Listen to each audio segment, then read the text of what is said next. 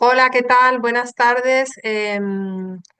Bueno, pues os doy la bienvenida a una nueva sesión virtual de la Red de Cuidados Paliativos de Andalucía y esta tarde vamos a Abor- abordar el tema de abordaje paliativo de pacientes con insuficiencia cardíaca. Para ello contamos con una profesional de nuestros recursos avanzados de Andalucía. Estamos encantados de contar hoy con Concepción Conde Guzmán, que es especialista en medicina interna, trabaja en el Hospital Universitario Virgen del Rocío de Sevilla, en concreto en la unidad de hospitalización domiciliaria y equipo de soporte de cuidados paliativos y en la unidad de continuidad asistencial de medicina integral UCAMI.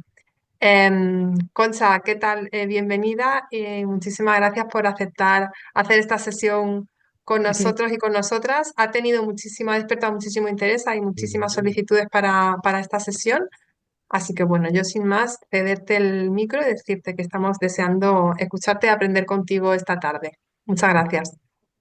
Bueno, pues nada, buenas tardes a todos. Muchas gracias por la invitación a compartir en este foro, pues este ratito sobre un problema que yo creo que ha despertado, si hay tantos oyentes, porque todos tenemos pacientes, ¿no? Con insuficiencia cardíaca o hemos tenido, o vamos, seguro que tenemos.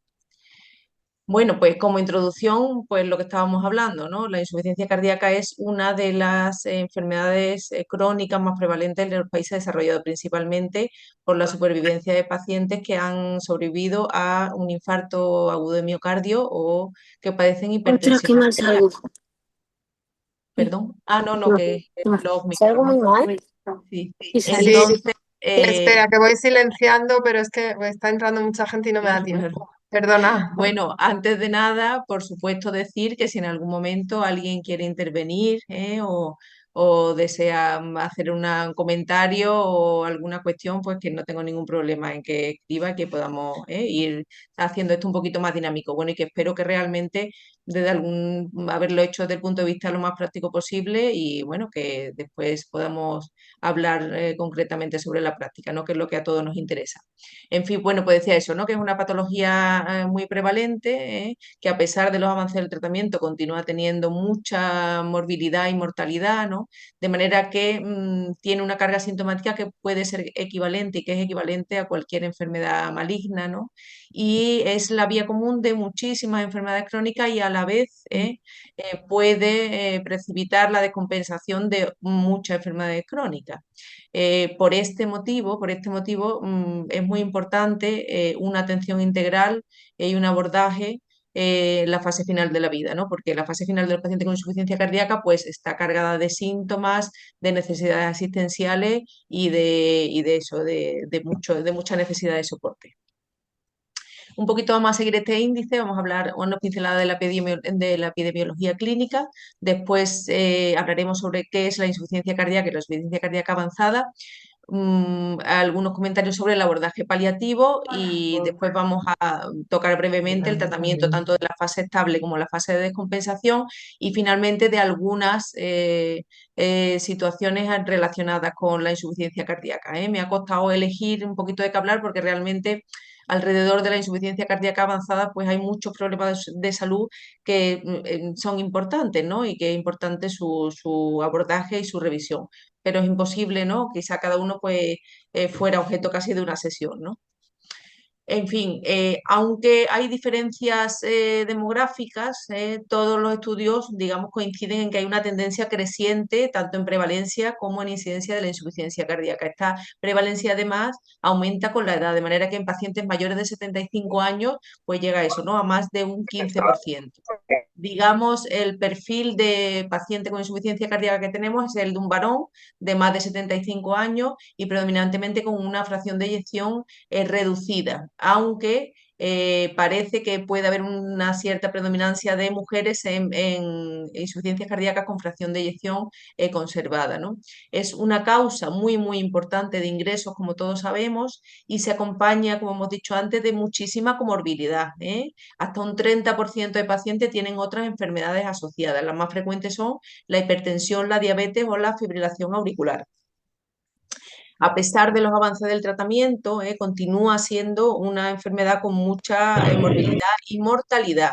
de manera que la mortalidad tras un debut de una forma grave de insuficiencia cardíaca al año puede estar hasta en un 30%, siendo la mediana de la supervivencia, una vez que se ha diagnosticado, de unos 12 meses.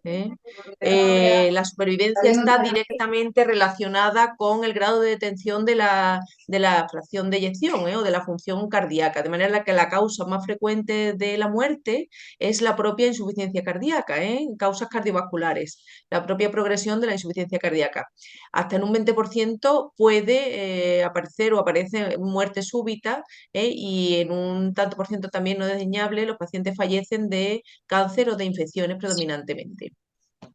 La causa de la muerte no se relaciona con la fracción de eyección, aunque sí parece que la fracción de eyección disminuida tiene más riesgo de muerte súbita y la preservada pues de infecciones. En un estudio que se hizo en Escocia con más de 250 pacientes que siguieron durante 5 años, se ve que la mortalidad en pacientes con insuficiencia cardíaca es equivalente a cánceres tan frecuentes como son la próstata o el colon. Bueno, hay algunas enfermedades que pueden simular una insuficiencia cardíaca, pues como es una anemia, una insuficiencia hepática, una insuficiencia renal avanzada, pero si no podemos o no hay evidencia de una alteración estructural, no se trata de una insuficiencia cardíaca, no podemos diagnosticarla de insuficiencia cardíaca. De manera que necesitamos que haya una alteración estructural, bien que altere el llenado ventricular o la eyección de la sangre, y esta alteración estructural impide mantener un gasto cardíaco adecuado, ¿no? Como todos sabemos, se divide en 3 grandes grupos: fracción de eyección reducida, menos del 40%, preservada, por encima del 50%, y levemente reducida. Esta última definición de levemente reducida ha sido un cambio en las últimas guías europeas del 2021, que bueno, está relacionado con que en algunos estudios se había demostrado que a pacientes con una fracción de eyección entre el 40 y el 50 podían tener similar beneficio clínico de algunas terapias comparadas con la fracción de eyección reducida. Para poder aportar en cada momento y hacer un abordaje integral y aportar unos adecuados cuidados paliativos asociados a la complejidad de los pacientes con insuficiencia cardíaca, debemos saber cuándo estamos llegando a una fase de insuficiencia cardíaca avanzada o cuál es el concepto de insuficiencia cardíaca avanzada. Ha habido durante años varias definiciones según diferentes sociedades, pero casi todas coinciden en que son pacientes que tienen síntomas graves y persistentes, que tienen una limitación funcional importante, o ha habido un cambio funcional importante en su vida y que necesitan atenciones o hospitalizaciones recurrentes. Esta es la definición de de las últimas guías europeas. Precisamente por el desarrollo de cada vez más de unidades de atención integral a la insuficiencia cardíaca y de cuidados paliativos orientados a las cardiopatías, algunos autores han propuesto algunas reglas más sencillas, como la regla del 3, de manera que identifiquemos algunos signos clínicos de forma rápida que nos hagan pensar que estamos en este momento, ¿no? En un momento de una insuficiencia cardíaca avanzada, ¿no? La regla del 3 es mucho más fácil que recordar que todos los criterios anteriores, y son pues eso: un paciente que haya tenido 2 o más ingresos al año, que necesite dosis creciente de diuréticos para mantener cierta estabilidad, ¿no? Y que los fármacos modificadores no se puedan administrar bien porque están limitados o porque están contraindicados, ¿no? Teniendo en cuenta que los pacientes que tienen peor pronósticos también son aquellos que tienen una insuficiencia mitral avanzada no candidata o que no han tenido respuesta a una sustitución o a un MitraClip, y aquellos que no han respondido o no tienen una indicación de una terapia de resincronización. Igualmente, algunos autores postulan el uso del acrónimo I need help, ¿no? Para identificar igual varias situaciones clínicas de forma rápida que nos hagan pensar que estamos en este momento, ¿no? Y así podamos abordar el problema y al paciente de otra manera, ¿no? Hagamos un abordaje diferente. Como he dicho antes, hay un desarrollo escaso, ¿no?, de los cuidados paliativos en las cardiopatías. Esto deriva principalmente o está relacionado con la incertidumbre pronóstica, porque son pacientes que llevan una trayectoria imprevisible, a veces llenas de agudizaciones, mejorías, altas, ingresos, bajas, múltiples veces antes del fallecimiento, ¿no? Y esto permite a veces, o sea, o impide tomar una decisión desde el principio, ¿no? La trayectoria de la insuficiencia cardíaca, pues como sabemos, es diferente, ¿no?, a la de pacientes con enfermedades oncológicas, ¿no? Justamente por esto es muy importante la incorporación precoz de cuidados paliativos, precoz y progresiva, ¿no? Pues por lo que hemos dicho, son pacientes con mucha carga sintomática en la que también hay un riesgo de muerte súbita y en la que tenemos que prever de forma adelantada, pues aportar una atención integral y decidir, ¿no?, qué es lo que vamos a planificar para el futuro, ¿no? Toma decisiones compartidas y aportar, poder entre todos, poder aportarle un seguimiento estrecho en fases de mucha vulnerabilidad, ¿no?, como son las descompensaciones, ¿no? A pesar de lo que hemos dicho, pues bueno, ya casi todas en las guías clínicas, tanto europeas como americanas, en casi todas se incluye ya un capítulo en el que se menciona la importancia, ¿no?, del abordaje paliativo, tanto en el hospital como en el ámbito de atención primaria, ¿no? De manera que cuando ya hemos diagnosticado al paciente de insuficiencia cardíaca avanzada, es muy importante informar de esta situación al paciente y a su entorno y de informar y de acordar los nuevos objetivos del tratamiento, ¿no? Precisamente por lo que hemos dicho, una enfermedad con mucha carga sintomática y necesitamos que desde una fase de estabilidad podamos planificar cuáles son las decisiones que vamos a tomar, y también ofrecer la posibilidad de registrar las voluntades vitales, ¿no?, anticipadas. De manera que tendremos que hablar sobre qué vamos a hacer en futuras descompensaciones. Como sabéis, pues hay pacientes ya que dicen, yo ya no quiero ir más al hospital, o no, no, yo en casa esto lo he pasado muy mal y no quiero, en fin. Si vamos a limitar o no ya tratamientos invasivos, ¿no? También es muy importante dejar registrado la decisión de no reanimar, ¿eh? Hay estudios, principalmente en el ámbito hospitalario, en el que a pesar de que había pocos pacientes que habían decidido o habían registrado no reanimar, pues hay registros que hasta un 10%, casi un 10% de los pacientes los que se había puesto que no se reanimaran, se reanimaron durante la hospitalización. Y bueno, vamos a tocar un poquito ahora más adelante la desprescripción de fármacos y el manejo de los dispositivos implantables.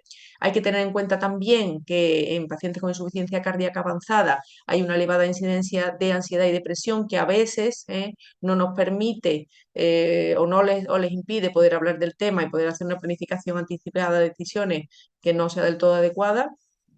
Y bueno, pues como todo, ¿no? Nuestro objetivo va a ser manejar los síntomas y aportar medidas que puedan mejorar la calidad de vida de los pacientes, ¿no? Es imprescindible, pues eso, que haya, que todos los profesionales que atienden al paciente en todos los niveles, pues conozcan las preferencias del paciente y podamos seguirlas y respetarlas, ¿no? Esta planificación debe ser una evaluación continua, por lo que hemos dicho antes, porque la enfermedad es cambiante, la trayectoria, eso es imprevisible y debemos estar continuamente evaluando cuáles son los deseos del paciente, informando de la situación tanto al paciente y a su entorno y que todo esto quede adecuadamente documentado, y registrado, ¿vale? Bueno, como sabemos, pues la mayoría de nuestros pacientes con insuficiencia cardíaca avanzada están polimedicados, ¿no? Esta polimedicación, pues a veces hace o está demostrado que disminuye, digamos, la adecuación, o sea, el uso, ¿no?, de fármacos que realmente necesiten para mejorar su calidad de vida o sean modificadores de la enfermedad, con lo cual hay que hacer un análisis adecuado de la desprescripción, pues fármacos que tienen dudoso beneficio clínico o que el tiempo hasta el beneficio clínico pues no sea el que estamos buscando en este momento, que aparezcan efectos adversos que no sean adecuados y esta desprescripción pues habrá que individualizarla, ¿no? Y habrá que definir cuál va a ser la secuencia y la cronología, ¿no? También necesita una reevaluación continua y un consenso tanto con el paciente como con el entorno, ¿no?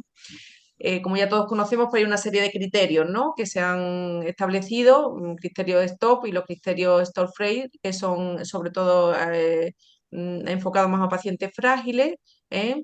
En los que, en función del momento en el que estamos, pues nos indican un poco, nos aconseja cuál es la actitud a tomar, ¿no? Hacia ciertos medicamentos. También aparte se han definido otros criterios, son los criterios LES-Crohn, ¿no? Que más enfocado para pacientes con alguna enfermedad crónica avanzada, ¿eh? Pero bueno, todo va en lo mismo. Son variables que se agrupan bien en fármacos por órganos o bien por familias y que bueno, la verdad es que son útiles a la hora de poder valorar esta situación, ¿no? En cuanto a lo que hemos hablado antes de la desactivación de dispositivos, ¿no? Pues como hemos dicho, pacientes, muchos de ellos, por el riesgo de muerte súbita, sobre todo si tienen una disminución significativa de la fracción de eyección, pues pueden tener DAI, ¿no? O han sido sometidos a terapia de resincronización, ¿eh?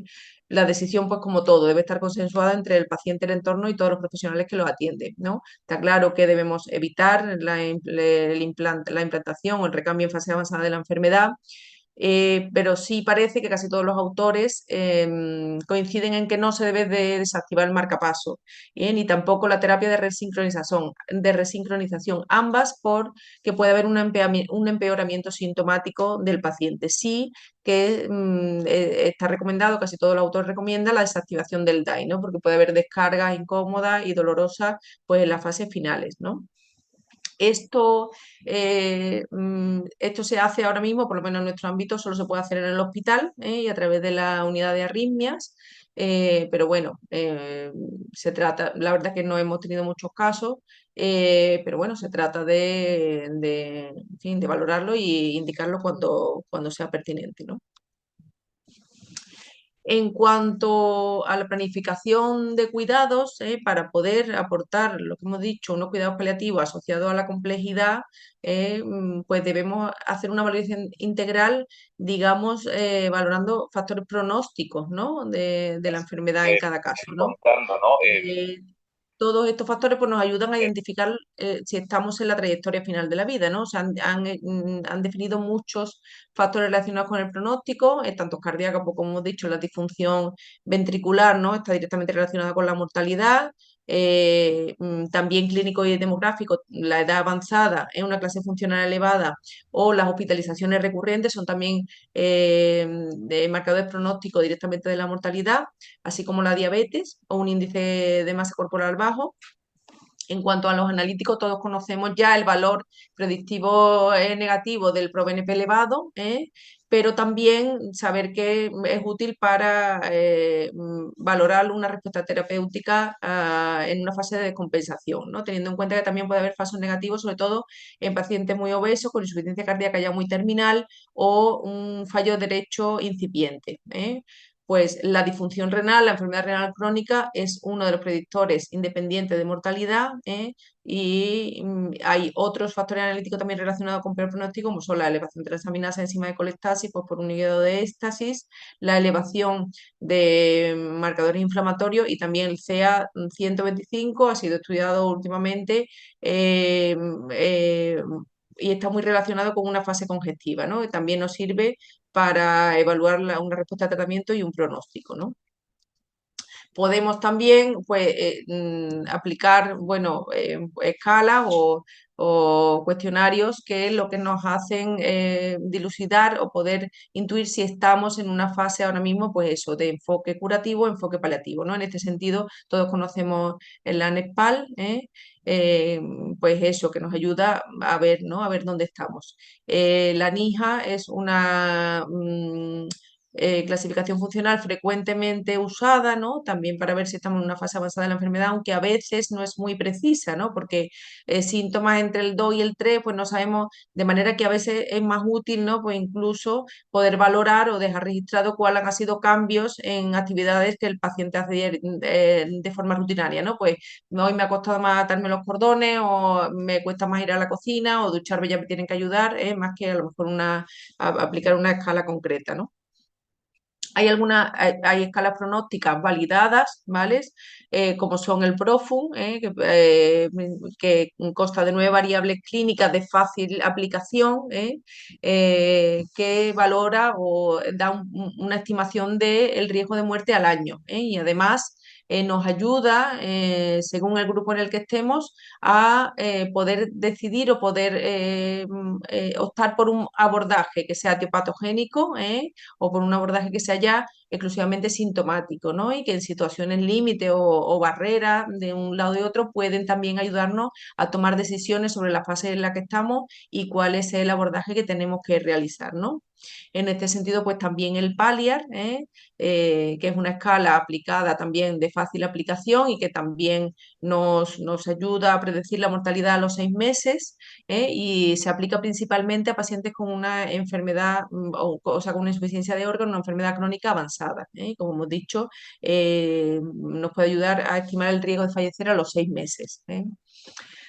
Bueno, en cuanto al tratamiento de la insuficiencia cardíaca avanzada, pues vamos a dar una pincelada sobre la fase, qué hacer en la fase de compensación, qué hacer en la fase estable, y vamos a tratar de hablar de algunos de los síntomas más frecuentes, pues como son la disnea y la depresión. En cuanto a comorbilidades, podemos hablar de la ferropenia, había puesto ahí también de la hiponatremia. Finalmente no he incluido las diapositivas, me ha parecido muy largo, pero podemos hablar después de ello si tenemos pacientes con este problema también. De manera que una vez que ya hemos diagnosticado la insuficiencia cardíaca, estamos en una insuficiencia cardíaca avanzada, la clasificación clínica, vamos, o funcional o de abordaje terapéutico la podemos dividir en insuficiencia cardíaca aguda, que a la vez puede ser una insuficiencia cardíaca de debut en un primer episodio, o una insuficiencia ya conocida que esté descompensada. Y la insuficiencia cardíaca crónica puede ser una insuficiencia crónica que esté estable o una insuficiencia cardíaca crónica que esté empeorada. Los síntomas de la insuficiencia cardíaca generalmente se deben a dos grandes, o sea, o a dos situaciones que pueden englobar casi todos los síntomas, ¿no? Hay que identificar qué síntomas predominan en nuestro paciente, y cuáles de ellos limitan la vida del paciente, porque esto es lo que nos va a ayudar a poder aportarle o abordar la manera de la mejor forma posible. De manera que hay síntomas que son debido a la congestión pulmonar, que esto es debido por una elevación de presiones que pueden ser izquierdas, porque son la disnea, la ortopnea, la tos con el decúbito, en fin, elevación de presiones pues, de congestión pulmonar, y derechas, ¿no? Elevación de presiones de cavidades derechas, en las que predominan pues, los edemas, la citis, la anorexia, no tengo apetito, por tanto, la desnutrición, etcétera. Y después hay otra serie de pacientes en los que predominan más que los signos congestivos, los signos de bajo gasto, que realmente son más difíciles de identificar porque son más inespecíficos, ¿no? Pues estoy cansado, no puedo, incluso puede haber síntomas eso, de bajo gasto a nivel cerebral, neurológico, de manera que hay una alteración del sueño, una alteración del comportamiento, ¿Cuántos de vosotros habéis hablado de temas etcétera. trascendentes? Sí, De manera que una vez que tengamos identificado estos dos grandes grupos de síntomas, podemos englobar a nuestro paciente dentro de un perfil hemodinámico. Tiene congestión o es un predominio de baja perfusión o ambos, ¿no? En función de esta clasificación podremos aportar el tratamiento, ¿no? Que mejor se adecue, ¿no? A su situación, a su perfil hemodinámico, ¿vale? En cuanto al tratamiento de la descompensación, pues ya sabemos que el principal problema de los pacientes con insuficiencia cardíaca avanzada es la congestión refractaria a los diuréticos. ¿Y qué podemos hacer con esto? Pues dar diuréticos y más diuréticos y más diuréticos, en una fase de descompensación. De elección son los diuréticos de asa, la furosemida y la torasemida, de manera que ya se está postulando, bueno, ha habido muchos estudios de bloqueo secuencial de la nefrona, aunque son estudios heterogéneos que no llegan a poder emitir digamos, unas recomendaciones clínicas, una evidencia muy elevada, pero que generalmente pues se usan, ¿no? Uno de los principales problemas de los pacientes con insuficiencia cardíaca avanzada es la disfunción renal, que como hemos dicho se asocia a mayor mortalidad y dificulta mucho, ¿no?, el manejo de estos pacientes, ¿no?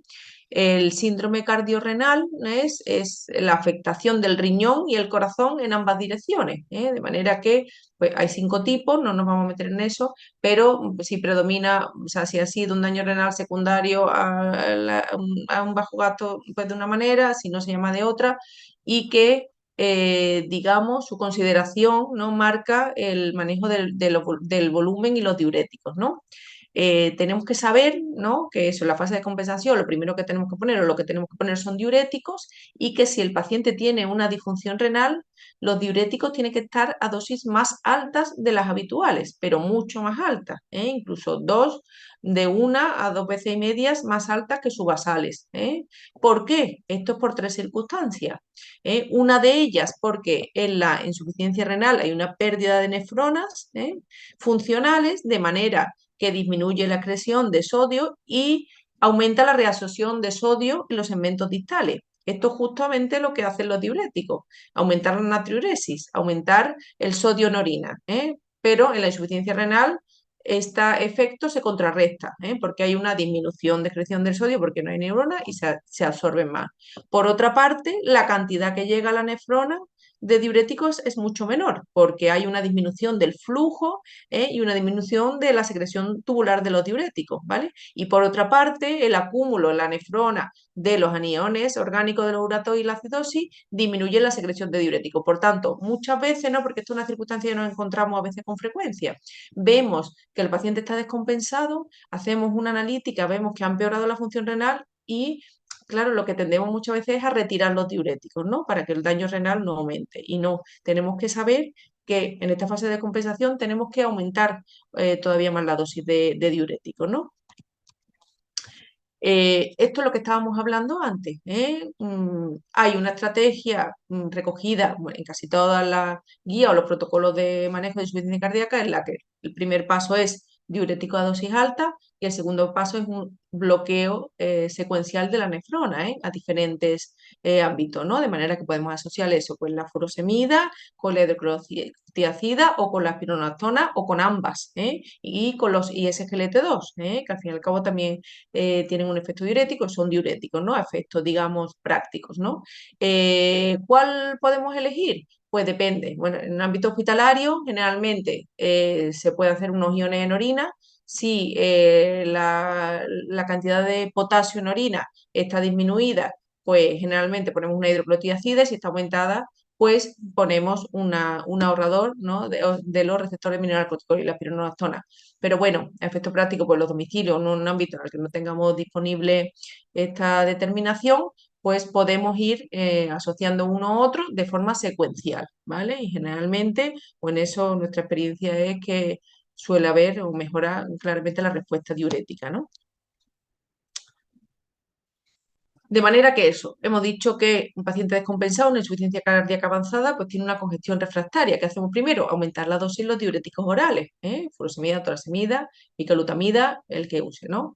Si no hay diurético previo, pues podemos empezar con 1 o 2 comprimidos al día, pero si hay diuréticos previos, pues tenemos que multiplicar lo que hemos dicho, tenemos hasta que duplicar o un poco más de duplicar las dosis habituales, ¿no? Teniendo en cuenta las consideraciones de administración, que son principalmente que deben de administrarse en ayunas o con el estómago vacío, porque la biodisponibilidad de la furosemida oral varía de un 10% si hay alimento o contenido gástrico a un 90% si no lo hay, de manera que muchas veces el fracaso del tratamiento es por una mala pauta de administración, ¿no? Después o antes de llegar a la furosemida por vía parenteral, si aún no hemos llegado, podemos iniciar también oral, si la situación clínica lo permite, un bloqueo secuencial de la nefrona, lo que hemos dicho, añadir triacida, espironolactona o incluso ambas secuencialmente. Si no ha sido efectivo, pues ya usamos, ¿no?, la furosemida por vía parenteral, ¿no? Igual, tenemos que intentar duplicar o multiplicar por 2,5 veces la dosis basal, ¿vale? De esta manera podemos usar las formulaciones tanto intravenosas como subcutáneas, intravenosa más en el ámbito hospitalario, también en el ámbito de hospitalización domiciliaria. La subcutánea pues también podemos usarla en el ámbito de atención primaria, ahora lo vamos a hablar un poquito más de eso. Por otra parte, también está la estrategia de la administración conjunta de suero salino al 3% y de furosemida IV en bolo. Esto parece que ha dado buenos resultados, sobre todo en pacientes con fracción de eyección reducida. Es una práctica un poco controvertida en pacientes con fracción de eyección preservada. Parece que no ha dado tan buenos resultados. En cuanto a la furosemida subcutánea, pues realmente aquí en Europa no está comercializada la furosemida subcutánea. En América sí, se llama Furoxid, lo venden con un vial de 80 miligramos, pero aquí, aunque la ficha técnica del uso de furosemida subcutánea no recoge, o sea, de furosemida no recoge el uso subcutáneo, como ocurre con otros medicamentos, ¿no?, que también usamos por la vía subcutánea, según el Real Decreto de la Ley de Garantía y Uso de Racional Medicamento, en las que se permite la disponibilidad en algunas situaciones especiales, esto permite su uso, sin necesidad de realizar o solicitar un permiso especial cada vez que podamos o que vayamos a poner el medicamento, ¿no? Sabemos, por estudios, sabemos que no hay muchos estudios de una metodología de la que a lo mejor desearíamos, ¿no?, pero que hay recogido casos, hay recogida clara respuesta clínica, en fin, sobre todo serie de casos, y parece que la biodisponibilidad, ¿no?, o la biodisponibilidad de furosemida subcutánea es similar a la intravenosa. Tiene un inicio de acción más tardío que la intravenosa, pero muy similar a la intramuscular, por ejemplo. Evita el metabolismo hepático y minimiza complicaciones en el domicilio que pudieran tener una vía IV, ¿no? En cuanto a la furosemida subcutánea, pues, generalmente la usamos de dos maneras. En perfusión continua, como hemos dicho, que podemos, digamos, administrar dosis pues, de hasta 500 miligramos cada 24 horas, y también a veces, y es una herramienta para nosotros bastante útil y utilizada, y que incluso en el momento en el que la familia tiene una educación en este sentido, pues a veces la hace de motu propios, es el uso de bolos subcutáneos de furosemida. Como hemos dicho, son más efectivos que la vía oral, y a veces cuando incluso los pacientes notan que ya empiezan pues, a aumentar los edemas o tal, es una fase congestiva, pues mismo no, pues lo llamamos y nos dicen, pues le he puesto un par de, ¿vale? Le dejamos, por supuesto, la agujita subcutánea y tal, le hemos puesto un par de ampollas subcutáneas y parece en bolos, o sea que son las dos formas de uso que digamos que usamos y solemos usar en nuestros pacientes. Produce una celulitis o tiene riesgo de producir una celulitis química, con lo que hay que vigilar mucho el punto de punción, tiene que tener una dilución adecuada, es fotosensible, de manera que cuando sacamos las ampollitas, que las ampollitas son opacas, las metemos en el infusor, tiene que estar cubierto y tapado, y bueno, pues es fácil o intentamos administrar en pacientes en los que se haga una educación y una extracción de uso tanto a sus pacientes como a sus cuidadores. Estas son las vías subcutáneas que usamos. Cuando se ponen, pues se retira la guía y lo que queda dentro, pues un catéter de plástico y tal, y esos son los infusores. Son infusores elastoméricos que funcionan por una presión y van cayendo gotita a gotita. Bueno, se pueden alterar por condiciones a veces de temperatura y de presiones, pero vamos, generalmente, concretamente en la furosemida, pues estamos teniendo o tenemos buena experiencia, ¿no? Yo quería hablar un poquito de la enfermería y la insuficiencia cardíaca. Esta diapositiva la podía haber puesto en cualquier momento de la charla, ¿no? Al principio, al medio, al final, lo he puesto aquí en la fase de descompensación, porque realmente desde nuestra unidad, pues, en fin, la enfermería está muy implicada, ¿no?, en el manejo y en el seguimiento de estos pacientes, ¿no? En todos los ámbitos y desde el principio hasta el final, ¿no? Desde una valoración integral del núcleo en el que se pueden detectar necesidades, bueno, lo que hemos dicho, la importancia, ¿no?, por las múltiples agudizaciones, por la necesidad de ellos mismos de modificar tratamiento en función de sus síntomas o de su peso, de sus constantes, o de sus constantes, la enseñanza del proceso de enfermedad, cómo adaptar la actividad pues, a cada momento, ¿no? Esto es muy importante, ¿no?, también para los pacientes.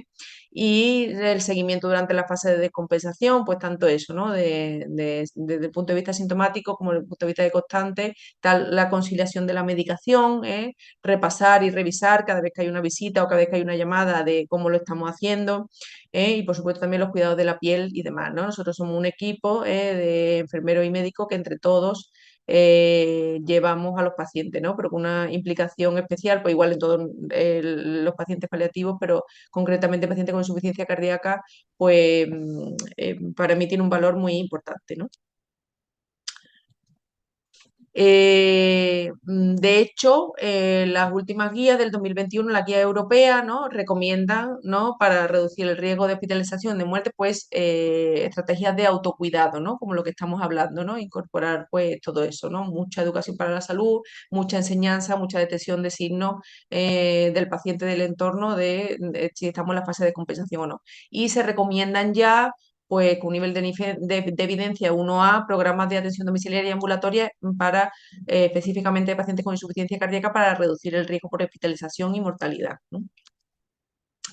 Bueno, aquí vamos a dar una pincelada. Sé que ha habido una sesión sobre ecografía clínica en domicilio. Bueno, nosotros afortunadamente disponemos de varios equipos. Como sabemos, el POCU, que es la ecografía a pie de cama del paciente, se ha desarrollado muchísimo en los últimos años, principalmente por la disponibilidad de equipos portátiles, ¿no? Ya en muchos la consideramos pues, como una herramienta complementaria a la exploración física, ¿no?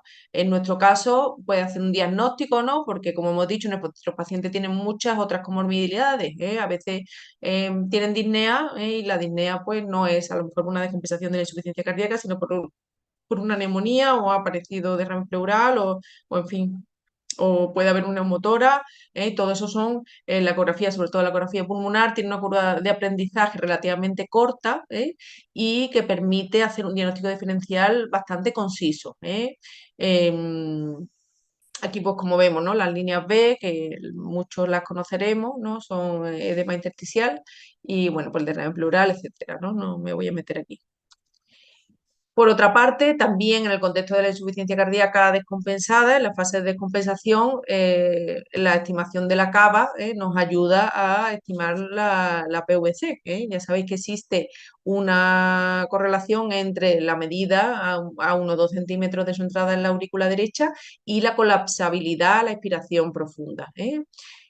A veces, pues como todo tiene falsos positivos, pues relacionados pues, con algunos otros problemas, ¿no?, como la hipertensión pulmonar, un tromboembolismo pulmonar, etcétera, que pueden dar valores falsamente que nos hagan creer que hay una PVC elevada cuando en realidad no lo haga. Pero bueno, esto como todo, la ecografía pues sirve para valorarla dentro de un contexto clínico, ¿no? Por otra parte, no solo la ecografía pulmonar y de determinación de la volemia, sino también para muchas otras situaciones que nos encontramos en domicilio, ¿no? Pues descartar una trombosis venosa profunda, en la ecografía vascular pues también tiene una curva de aprendizaje relativamente corta, pues de pronto nos llaman, hay un paciente que no orina, pues mira, tiene un globo vesical o tiene una hidronefrosis, también nos ayuda mucho para hacer procedimientos ecoguiados en domicilio, pues para centesis, toracocentesis, etcétera, incluso pues se puede usar para la canalización de vías venosas o líneas medias para iniciar el tratamiento, ¿no?, intravenoso en algún momento y contexto concreto. Una vez que ya hemos pasado la fase de descompensación, ¿qué tenemos que hacer en una fase de insuficiencia cardíaca avanzada estable? Bueno, pues intentar introducir fármacos modificadores de enfermedad, ¿no? Que está demostrado que disminuye la mortalidad y las hospitalizaciones. ¿Cuáles son? Pues los ISGLT2, la dapaglifosina y la empaglifosina son los únicos que están, digamos, aprobados, que se ha demostrado cierto beneficio independientemente de la fracción de eyección, ¿no? pero la mayoría de todos, o sea, de los fármacos solo ha demostrado realmente un beneficio independiente y también exponencial, es decir, al sumar todos ellos, es el uso de betabloqueantes y ECARA2 o los ARNI, los inhibidores del receptor de la neprisilina, y en la insuficiencia cardíaca con fracción de eyección reducida, ¿vale?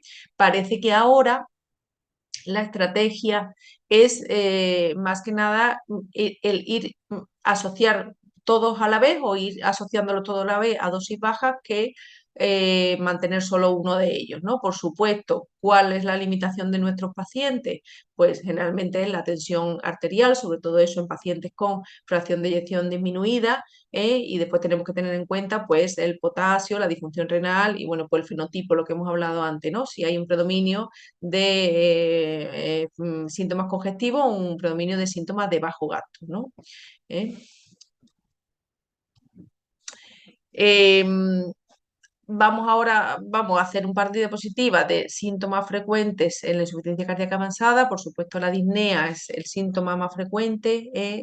El estudio de disnea en pacientes paliativos ha sido motivo de muchos estudios y un motivo de debate, ¿no? Porque a veces los resultados pues, no son todos claros, ¿no? Y hay controversia, ¿no? Está demostrada que la oxigenoterapia mejora la sensación de disnea en pacientes con enfermedad pulmonar obstructiva crónica, ¿no? O enfermedades pulmonares avanzadas, si existe hiposemia, pero este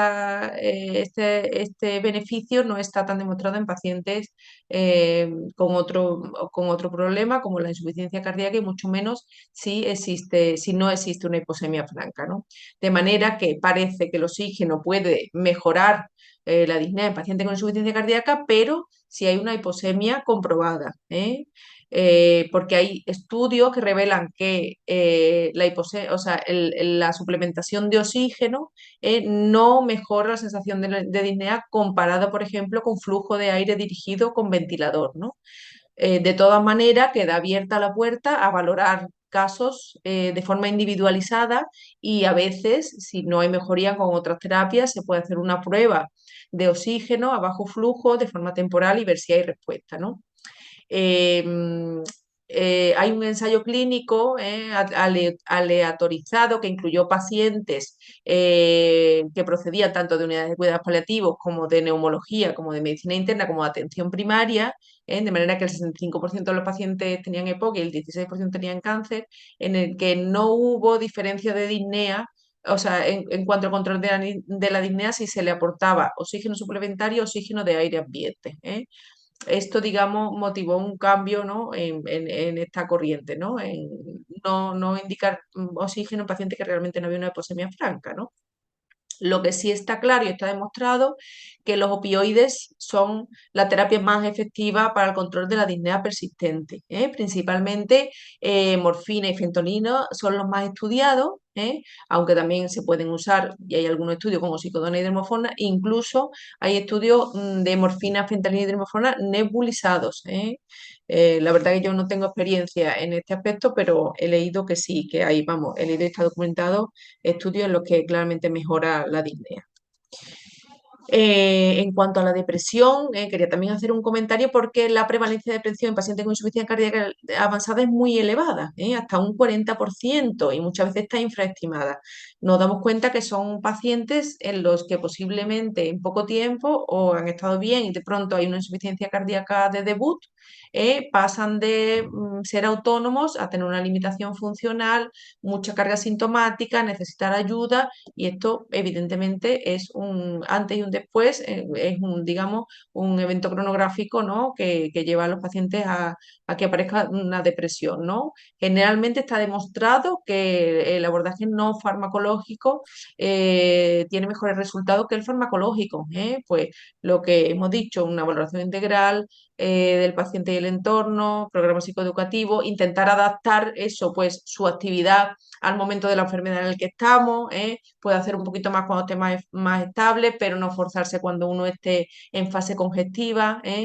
Y bueno, pues eso, ejercicio de meditación, relajación si finalmente o está indicado, o estamos por terapia farmacológica, están indicados los ISRS, principalmente. Hay que evitar los antidepresivos tricíclicos y también la digoxina. Hay estudios que demuestran que pueden provocar síntomas depresivos y de hecho se indica la retirada cuando hay, digamos, una depresión de difícil control, ¿no? En cuanto a las comorbilidades, pues bueno, ya sabemos lo que hemos hablado antes, todos nuestros pacientes tienen muchísimas comorbilidades y el tratamiento de todos permite evitar ingresos e incrementar, ¿no? o aumentar la progresión de la enfermedad, ¿eh? Y al revés, la insuficiencia cardíaca, pues a su vez también, digamos, inestabiliza o descompensa otras comorbilidades, ¿no? De ellas vamos a hablar de casi la más frecuente, que es la anemia y la insuficiencia cardíaca, ¿no? Ya sabemos tiene una incidencia de hasta un 20% durante el primer año de diagnóstico y está demostrado que también es un factor independiente de mortalidad y de hospitalizaciones de estos pacientes. Tanto desencadena la descompensación y la primera causa de anemia en nuestros pacientes con insuficiencia cardíaca avanzada es la ferropenia, de manera que está indicada una determinación al menos cada 6 meses o al año. La segunda causa pues es la aparición de una anemia asociada a problemas crónicos o una anemia inflamatoria. El diagnóstico diferencial, pues a veces es difícil, depende de en el momento y en la fase de la enfermedad en la que estemos. Si es posible, pues se debe progresar un poquito en el diagnóstico por ver si podemos aportar algo más. Si no, pues si no se llega a diagnosticar la causa de la ferropenia, pues ya está, se pone tratamiento y se ve respuesta. Todos sabemos que la determinación de hierro no sirve para detectar ferropenia. Sí sirven la ferritina y el índice de saturación de ferritina. La ferropenia pura, el concepto de ferropenia en pacientes que no tengan patología crónica, que creo que no tenemos ninguno, pues sería una ferritina menor de un 30% y un IST menor de 20%, ¿vale?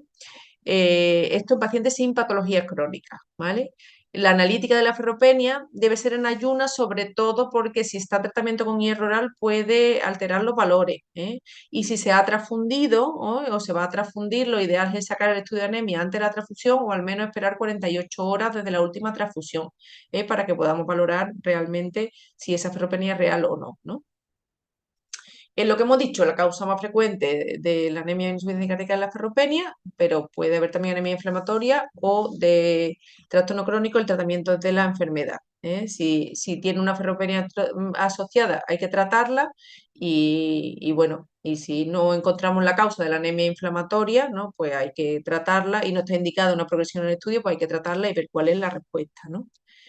En pacientes con problemas crónicos, la anemia ferropénica se debe diagnosticar en base a parámetros que no están afectados por la inflamación, que son el receptor soluble de ferritina, que está elevado, el índice de ferritina, que debe ser mayor de 2 si es una anemia ferropénica, y la hemoglobina reticulocitaria.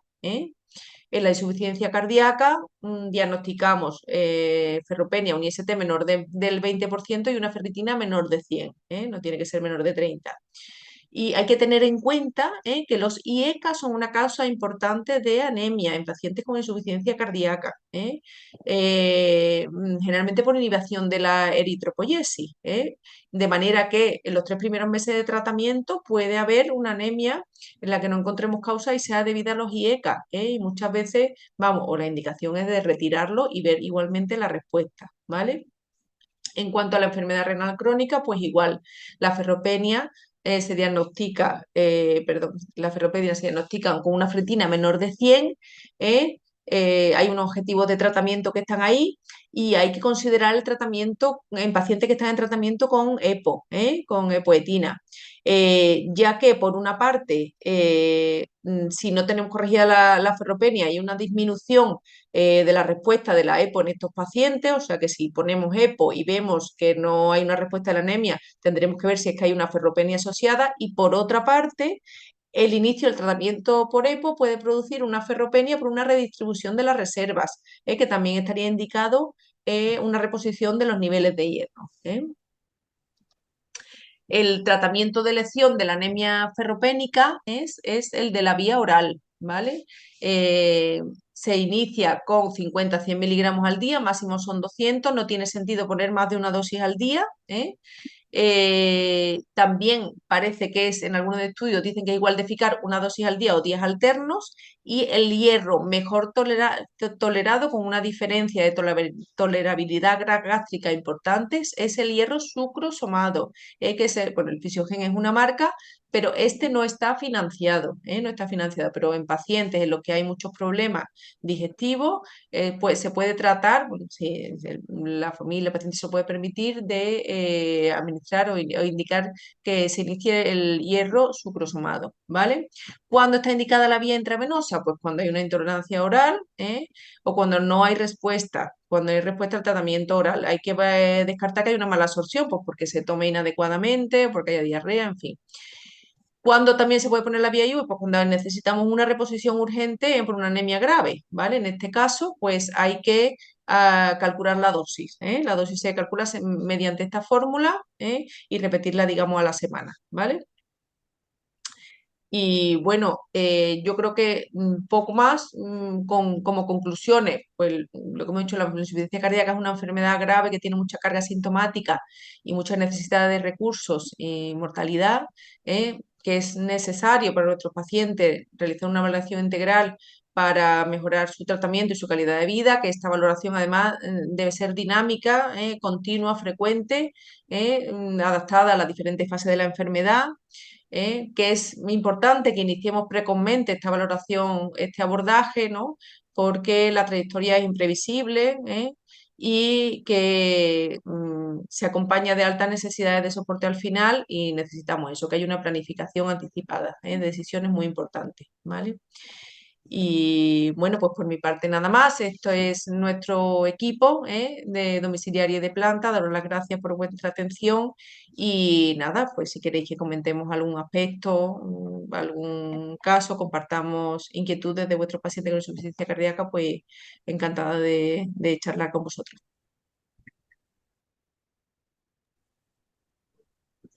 Muchísimas gracias, Concha. Ha sido súper interesante. Muchísima información también. A ver, vamos a escuchar ahora. Podéis abriros micro. Quien quiera intervenir, preguntar, plantear cualquier cuestión, comentar algo, aportar algo también, podéis abrir micro y intervenir, ¿vale? Si queréis, levantáis la mano y yo os doy la palabra o directamente habláis. Si queréis hacerlo a través del chat, lo voy leyendo. Hola, Hola. Hola, Carla, ¿qué tal? hola. Yo trabajo en un hospital comarcal y, bueno, yo quería preguntarles o sea, me imagino que la mayoría de sus pacientes que tienen una insuficiencia cardíaca ya avanzada, ¿los lleváis la mayoría en en hospitalización a domicilio? ¿Es así? Porque, bueno, nosotros no tenemos todavía disponibilidad de hospital a domicilio y me parece que estamos un poco como atrás con estos pacientes, ¿no? Como que los vemos en el hospital, muchos viven en residencias, tenemos muchas residencias alrededor y la verdad que yo creo que estamos un poco cojos todavía de la planificación de este tipo de pacientes.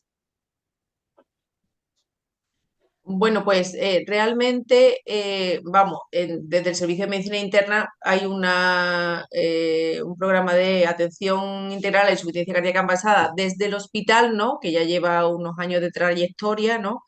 Y bueno, lo que se ha hecho es, digamos, extrapolar un modelo, ¿no? De seguimiento, de valoración y de atención compartida a hospitalización domiciliaria, ¿no? Realmente en los últimos 2 años y medio es cuando hemos aumentado la cantidad de pacientes, ¿no? Que atendemos desde domiciliaria, ¿no?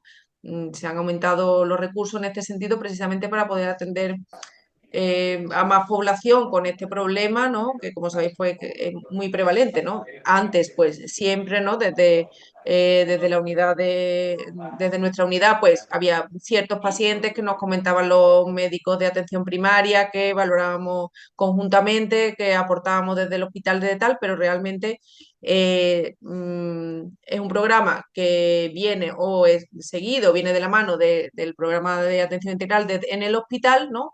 Y bueno, pues hacemos un, una valoración o un seguimiento que va dependiendo de la fase en la que estemos, ¿no? Pues a veces lo ven nuestros compañeros en consulta del hospital, pero de pronto, después de una hospitalización, ha habido un deterioro clínico y nos dicen, mira, vais a empezar a verlo vosotros, ¿no? El paciente ahora mismo no se puede trasladar a tal, pues lo atendemos en la fase de compensación. Cuando se estabiliza, pues su médico de familia, ¿no? Está atento y de pronto otra vez vuelve y bueno, ¿no? Como hemos dicho, pues igual que el curso de la enfermedad, el seguimiento es cambiante y adaptado, pero sí, afortunadamente ahora mismo tenemos el recurso de poder hacerlo, ¿no?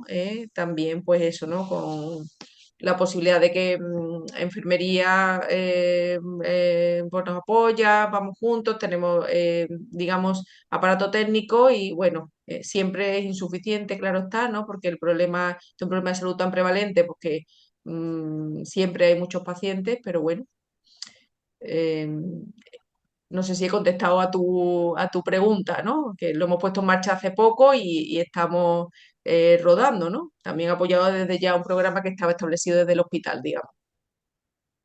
Perdón, primero te doy la enhorabuena porque me ha encantado. Muchas gracias. Me ha puesto al día y ha sido un repaso, una actualización muy buena. Me ha gustado mucho. Te quería preguntar por la celulitis química, si os resulta frecuente o no cuando usáis la subcutánea en el domicilio, porque eh, nosotros precisamente esta semana he tenido que ingresar a una señora para ponerle una línea media, para ponerle a furo en casa, porque el estado general es muy bueno y no requiere un ingreso. La situación clínica se puede controlar perfectamente en casa, pero cuando hemos intentado la subcutánea en el domicilio ha ido fatal. Además, ha sido súper costoso resolver el tema de la celulitis. Ha sido casi más gravoso, que la pobre decía, no, no, ya no me pinchan más en casa en la subcutánea. Y con la furo no había pasado muchas veces, pero ahora llevamos un tiempo que no es tan raro. Que yo llevo 20 años en el equipo de domicilio de cuidados paliativos de Reina Sofía y no era tan habitual, pero últimamente no sé qué pasa, Ujú. pero sí estamos viendo más casos de celulitis química que nos está dificultando el manejo en el domicilio, y o salen los pacientes con accesos vasculares ya organizados desde el hospital o nos cuesta mucho luego eso, el manejo en casa. Pacientes que, hombre, que no están mal, que no es que tengan un cuadro que requiera un ingreso hospitalario, ¿no? Pero Ujú. no sé si lo estáis viendo más frecuentemente o no, o no sé Bueno, qué. nosotros sí es verdad, vamos, la principal limitación muchas veces del tratamiento es la principal complicación, ¿eh? Estamos muy vigilantes y es uno de los puntos de seguimiento diario. ¿Qué tal? ¿Has visto la vía? ¿Tiene tal, no? Sí, vamos, lo vemos con relativamente vamos, con frecuencia. A veces, bueno, entendemos, bueno, una sensación es que hay pacientes con más predisposición a desarrollo de celulitis que otros. Sí es verdad que a veces da la sensación de que esos pacientes que hacen celulitis, si se administra una dosis equivalente, bueno, o menor, pero en bolos, lo que hemos hablado, ¿no? Que a veces hay pacientes en los que no necesitamos una infusión continua, sino que simplemente poniendo bolos cada 8 horas, instruyendo a la familia, no hacen una reacción dérmica, ¿no? tan importante, ¿eh? A veces hemos salvado, en algunas ocasiones, hemos salvado esa limitación mediante este procedimiento. Puedo decir, pues eso, a lo mejor no podemos poner 250 miligramos, pero podemos poner dos y dos ampollas, ¿no? Cada 8 horas, ¿eh? Con colaboración de la familia, educación y tal, y nos da la sensación a veces que esta forma de administración tiene menos riesgo de celulitis, que la infusión continua. Por otra parte, nosotros ahora tenemos, bueno, bombas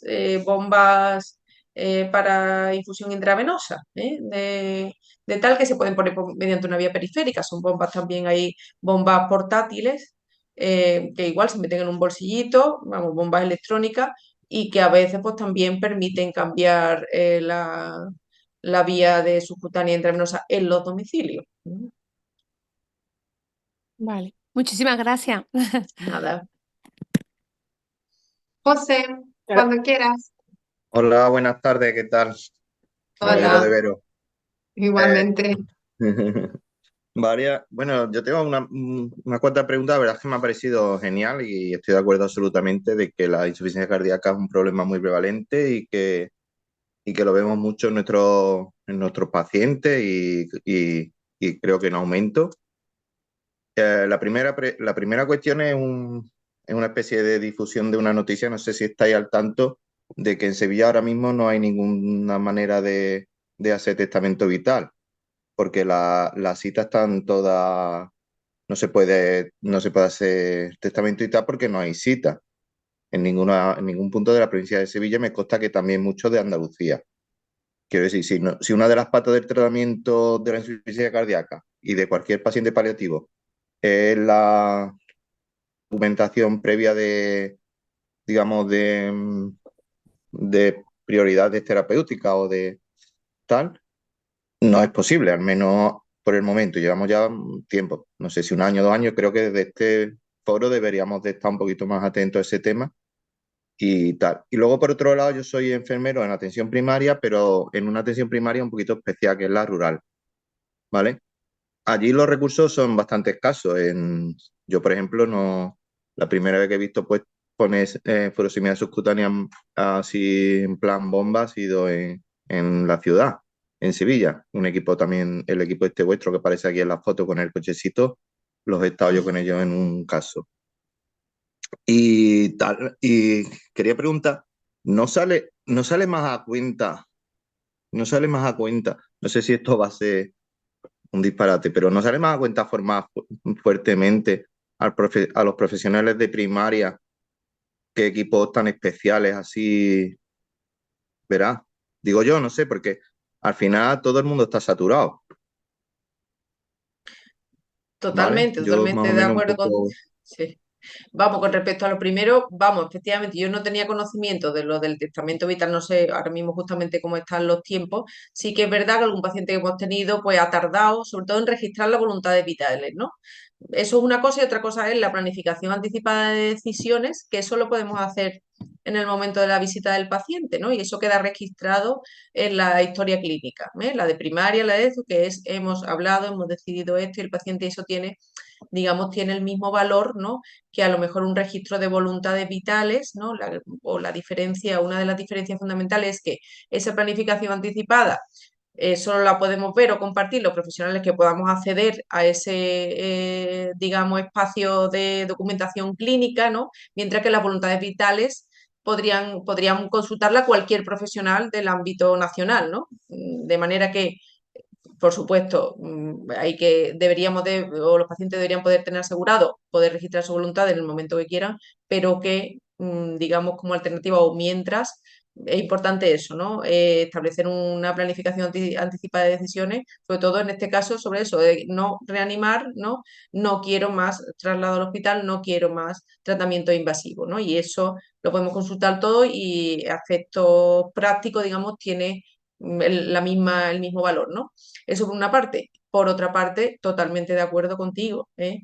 Lo ideal sería una colaboración primaria hospitalaria, de manera que primaria, que seguro que también o muchos de los compañeros están formados ya, incluso pues en ecografía, en todo lo que estamos hablando, y que nosotros fuéramos el recurso para cuando realmente se necesita el hospital, ¿no? Pues por las circunstancias que sean, ¿no? Necesitamos esto por esto, por tal, lo necesitamos que vengamos, pues como una interconsulta, ¿no? Vengamos, veamos a ver qué te parece, pongamos en común los puntos, un apoyo en toma de decisiones, una valoración concreta de alguna cosa. Totalmente de acuerdo contigo, ese es el modelo de atención ideal para nuestros pacientes, ¿no?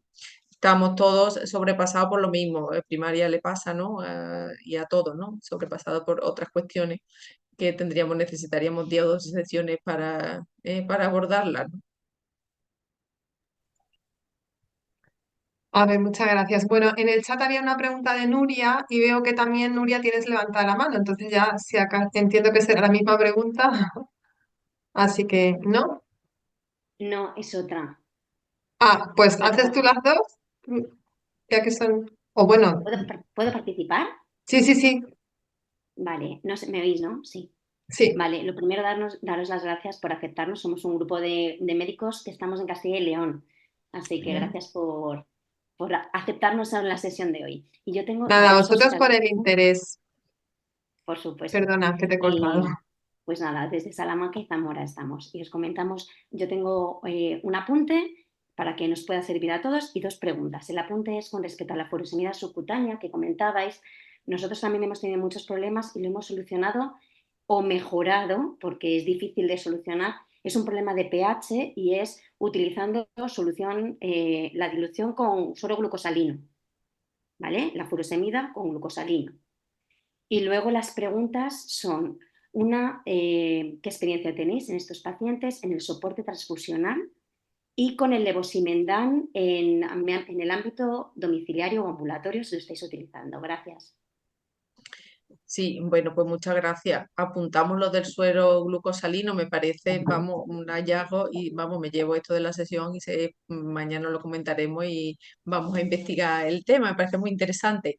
Con respecto a las transfusiones, nosotros también, realizamos transfusiones en domicilio, que se aprobó hace un par de años un protocolo, y bueno, tenemos la posibilidad de transfutir en domicilio, efectivamente. Hierro ponemos con mucha frecuencia, ¿eh? Y bueno, transfusiones menos frecuentes, pero también tenemos la posibilidad de hacerlas, ¿eh? Y con respecto al perdón, que no me sale, no, realmente no, cuando muy pocos pacientes han estado en tratamiento con levosimendan, ¿eh? Y bueno, generalmente la limitación es la hipotensión, ¿no? Y no tenemos, realmente no tenemos mucha experiencia de uso. También ahora se ha introducido el Vericiguat, ¿no? Que es un fármaco que se usa como en cuarta línea, ¿no?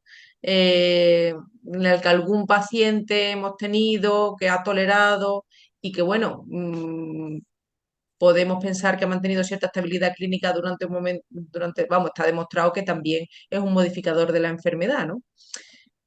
También la limitación, eso, generalmente la indicación son pacientes con FEBI reducida, la limitación es la tensión arterial, pero es verdad que como tenemos un programa de seguimiento estrecho hasta fase de estabilización, muchas veces nos ha permitido ajustar muy bien la dosis y reduciendo otros fármacos y subiendo algunos, y hemos podido, no muchos, pero algún paciente tenemos con vericiguat, principalmente.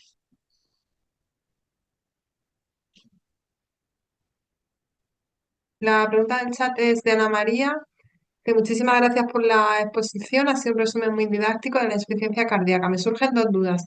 Una, ¿cuál sería la dosis máxima de furosemida subcutánea? Y dos, en fase aguda en el domicilio, aparte de asociar furosemida con espironolactona, ¿se puede asociar con tiacidas? Pues sí, vamos, las dosis máximas que nosotros hemos puesto en domicilio son 500 miligramos al día, ¿no? Generalmente cuando ya necesitamos más dosis subcutánea o pasamos a otra estrategia, ¿no? O a vía IV, ¿eh? O a la misma dosis, pero bloqueo secuencial de la nefrona.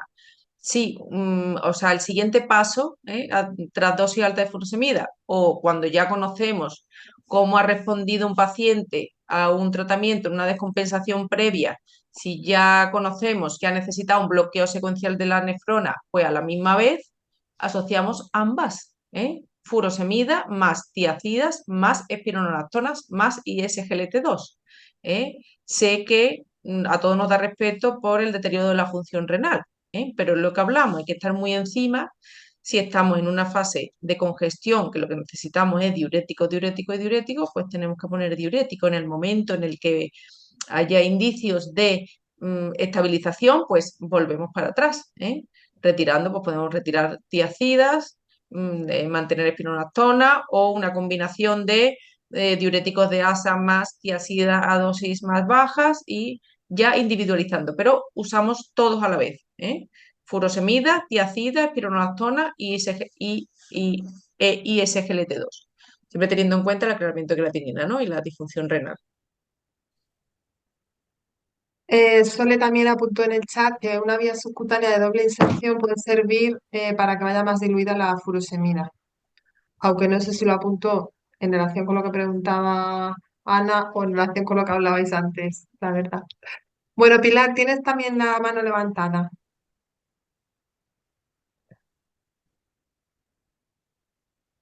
No, sigue sin audio. Estás con móvil, ¿no? Espérate, no te lo puedo poner, yo tienes que darle tú. Pulso para hablar. ¿Ahora? Ay, ahora has quitado Ahora la sí, imagen. ¿verdad? Sí, ahora te oímos, pero ay, no, ahora no te vemos, ahora otra vez no te oímos.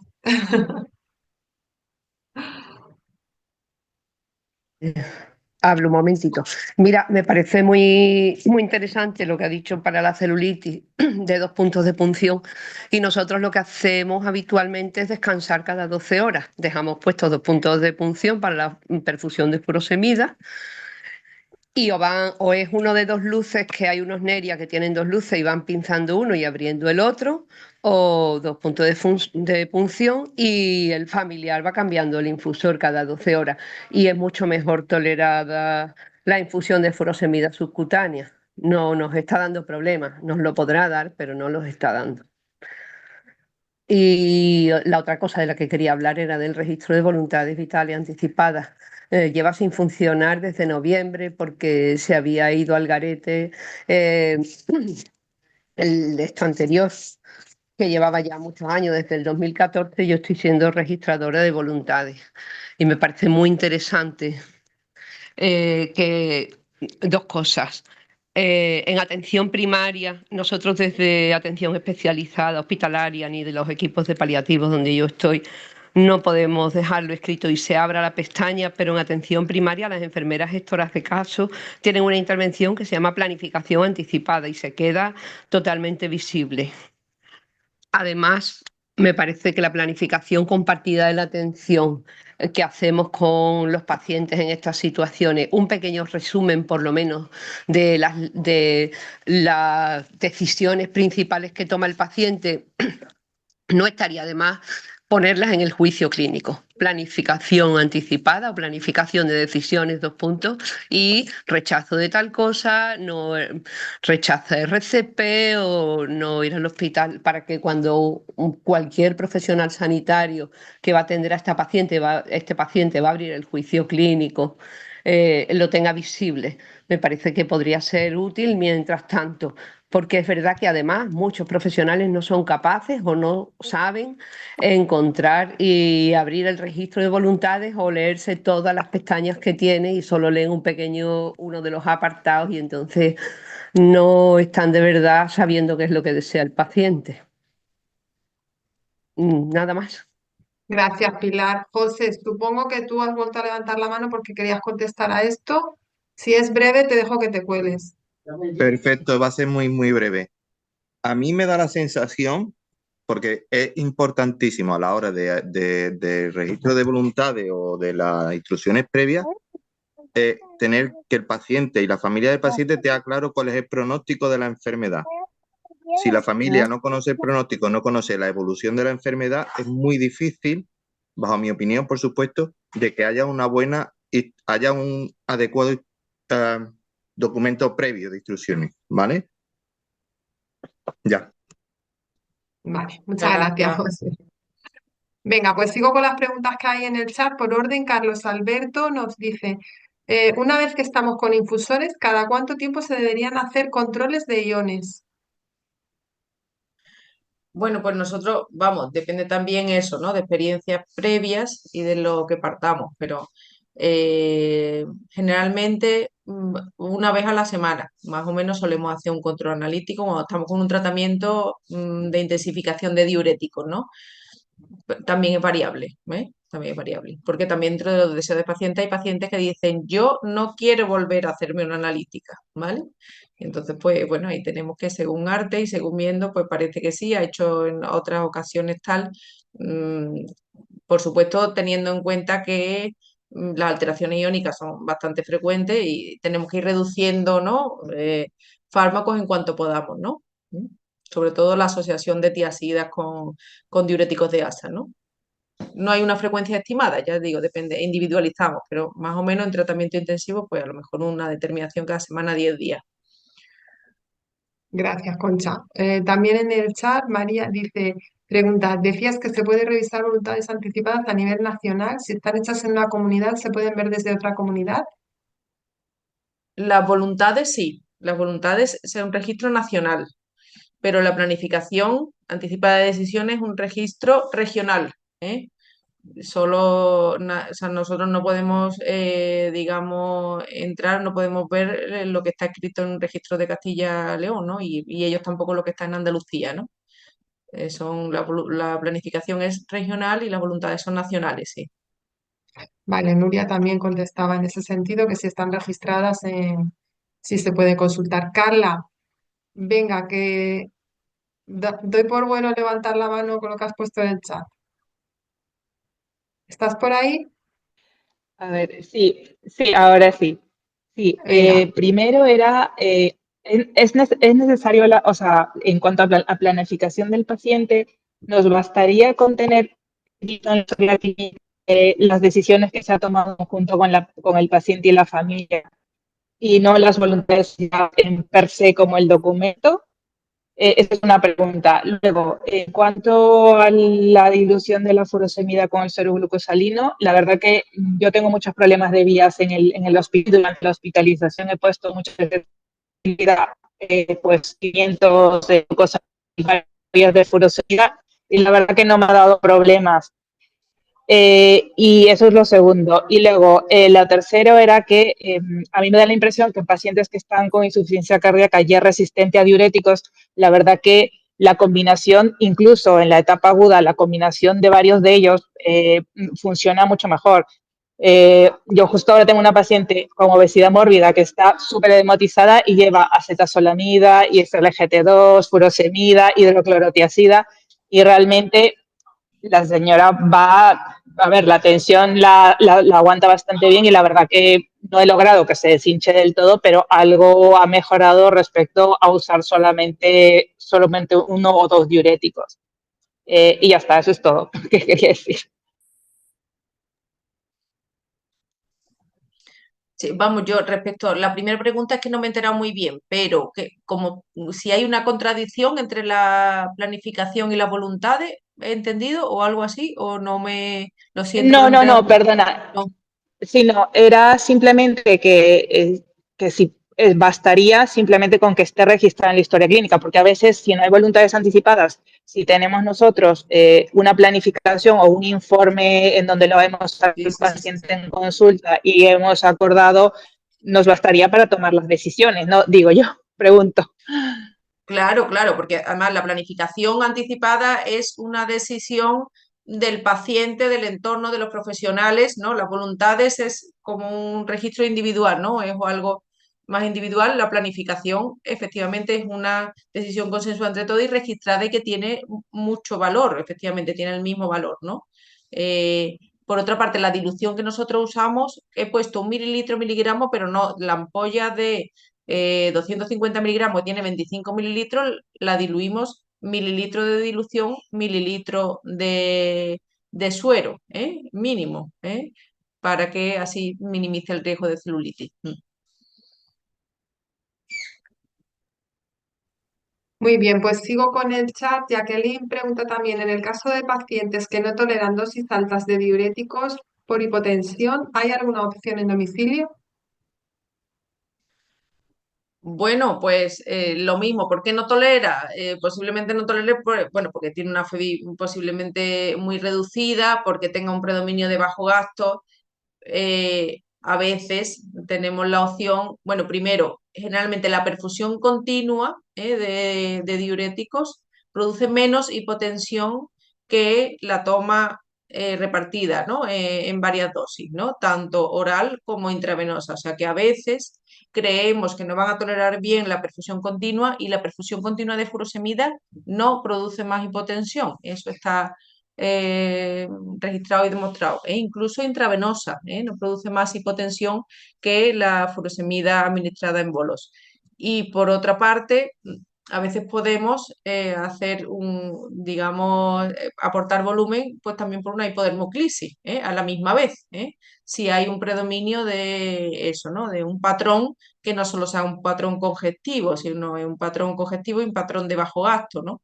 Y a veces con las dos terapias podemos salvar en cierta manera es el bache hipotensivo que nos limita el tratamiento. Sí, es verdad que también tenemos los pacientes con insuficiencia cardíaca avanzada y FEBI disminuida, toleran mucho mejor tensión sistólica de 100 de 90, ¿no? Que pacientes hipertensos con fiebre preservada que estén acostumbrados a unas tensiones más elevadas, ¿no? O sea que a veces el dintel para poner tratamiento lo bajamos en este perfil de pacientes porque lo toleran bastante mejor, ¿no?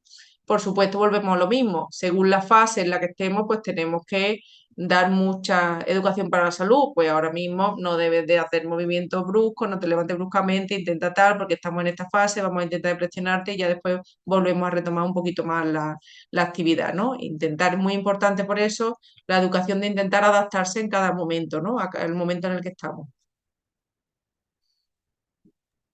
Nuria, que habló antes, también escribía en el chat, es importante abordar el tema de la desactivación de la terapia desfibriladora de DAI en pacientes avanzados porque el riesgo de fallecer mal aumenta. Efectivamente, eso está, vamos, lo que hemos comentado antes, está demostrado que puede haber descargas inapropiadas, malestar, y en fin, se pueden vivir un último momento de forma bastante desagradable. De manera que ya te digo, eso está contemplado en el protocolo de insuficiencia cardíaca del hospital, está contemplado como una de las terapias paliativas que hay que valorar. Lo que pasa es que ahora mismo sí es cierto que el paciente tendría que trasladarse al hospital y al hospital general, porque incluso nosotros que tenemos también pacientes de planta de medicina interna en el Hospital Muñoz Cariñano, en alguna ocasión que se ha planteado esto ha tenido que ser trasladado incluso al Hospital General, ¿eh? O sea, eso solo se puede de momento hacer allí, ¿eh? Aunque bueno, todo se andará y en un momento dado posiblemente, si hay algún caso concreto, podemos trasladar el equipo. No sabemos muy bien si esos equipos son portátiles y demás, pero efectivamente está demostrado que la desactivación de DAI debe de ser, ¿no? una indicación en pacientes en situación de final de vida, ¿no? Muy bien, también María desde Madrid dice usamos areteo para consultarlas. ¿Es igual en todas las comunidades autónomas? Tenía clarísimo que esto no era así. Supongo que se Areteo. refiere a consultar las voluntades. Areteo. Desconozco lo que es, bueno, me menciona una plataforma, no lo conozco, ¿eh? No sé si María, si quieres comentarlo o si alguien quiere aclarar esto. Y si no seguimos, Mari- Carlos Alberto. María, Sí, solamente Pilar. una cosa. El documento de voluntades vitales anticipadas es diferente en cada comunidad autónoma y nosotros podemos consultar el de otras comunidades a través de Salud Responde, pero yo no puedo ver desde Andalucía, por ejemplo, documentos de pacientes que están ahora viviendo con nosotros y lo tienen registrado en otra comunidad. Puedo llamar a Salud Responde para que me lo haga llegar y me lo envíe. Y una vez me identifico, pero no puedo verlo, ¿vale? Vale, Solo lo vemos en cada comunidad. vale, gracias, Pilar.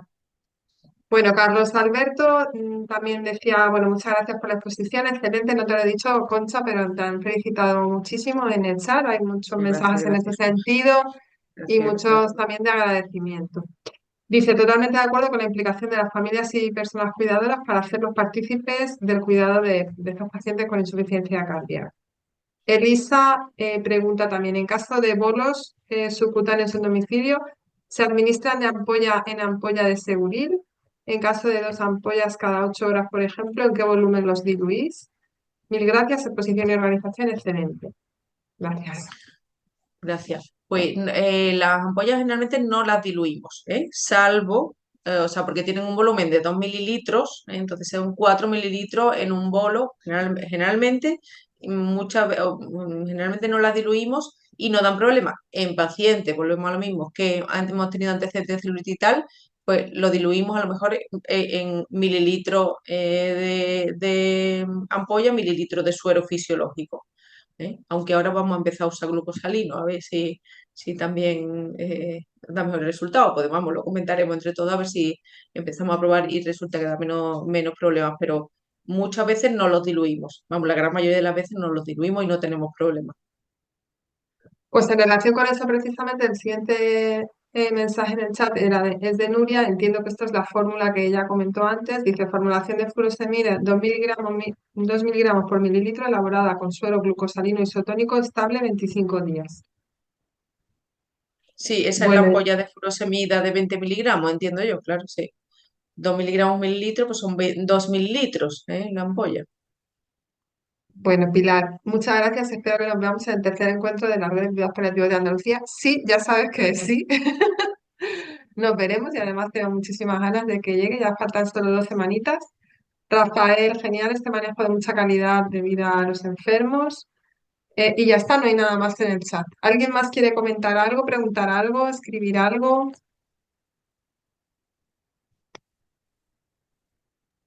Eh, Se ha comentado lo de la hipodermoclisis. Sí me gustaría, por si alguien no lo sabe, que yo sé que aquí todo el mundo es muy, muy experto, pero que siempre se pone aparte la hipodermoclisis de cualquier infusión de fármaco, porque si no se monta un lío muy gordo. Gracias, José. ¿Algo más? ¿No? Concha, ¿tú quieres decir algo para cerrar? Te hemos explotado a preguntas hoy. Nada, bueno, agradeceros, para mí un placer poder compartir este ratito en un problema, en fin, bueno, me llevo cosas aprendidas, me llevo cosas para comentar mañana en el despacho que, vamos, me voy muy contenta y nada, pues nada, muchas gracias por dar este espacio y eso, poder compartir inquietudes de nuestros pacientes, que al final es de lo que se trata, ¿no? Muchas gracias. Pues, muchísimas gracias a ti. Yo creo que ha sido muy didáctico, muy completo y muy interesante.